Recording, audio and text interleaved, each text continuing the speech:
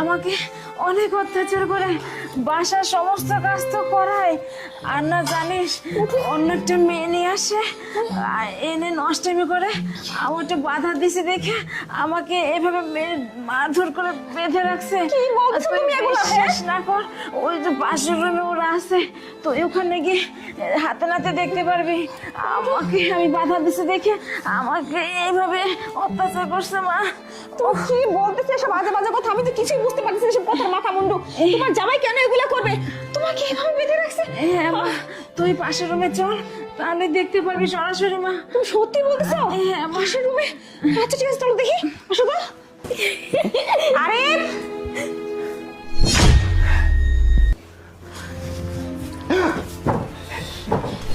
কি হচ্ছে এখানে সব? প্রিয়া, তুমি কখন আসলে আমি বাসায়? কখন আসলাম? ও আচ্ছা, খুব অসুবিধা হয়ে গেছে তাই না? না, না, না। এই দাঁড়াও। কি খুব অসুবিধা হয়ে গেছে তোমাদের আমি আসাতে?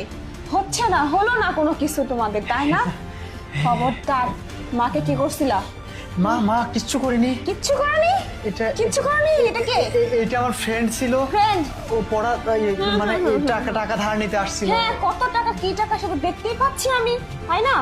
আমার মাকে ওখানে বেঁধে রেখে এসে অন্য মেয়ে নিয়ে আমারই রুমের মধ্যে নষ্টি ফষ্টি করতেছো। হ্যাঁ, আমার মায়ের উপর জোর জোর অত্যাচার করতেছো। আমার টাকায় খাও, আমার টাকায় থাকো, আর আমার পিছনে ছুরি মারতেছো, তাই না? তোমার জন্য আমি জীবনটাকে বিসর্জন দিয়ে দিয়েছি, শেষ করে ফেলছি।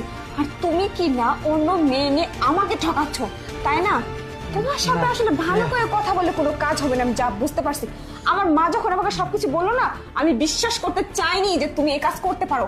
কিন্তু এখানে এসে যখন নিজের চোখে সবকিছু দেখলাম না, নিজের চোখকে অবিশ্বাস করবো কি করে? দাও খবরদার, কেউ এখান থেকে যাওয়ার চেষ্টা করবে না।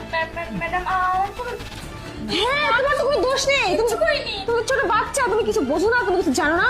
হ্যাঁ, প্রিয়া, তুমি আসছো, তখন আমরা ছাড়ো। বসে একটু কথা বলি। কিসের কথা? কোনো কথাই হবে না। হ্যাঁ, তবে হবে কথা, তবে থানায় গিয়ে, এখানে নয়।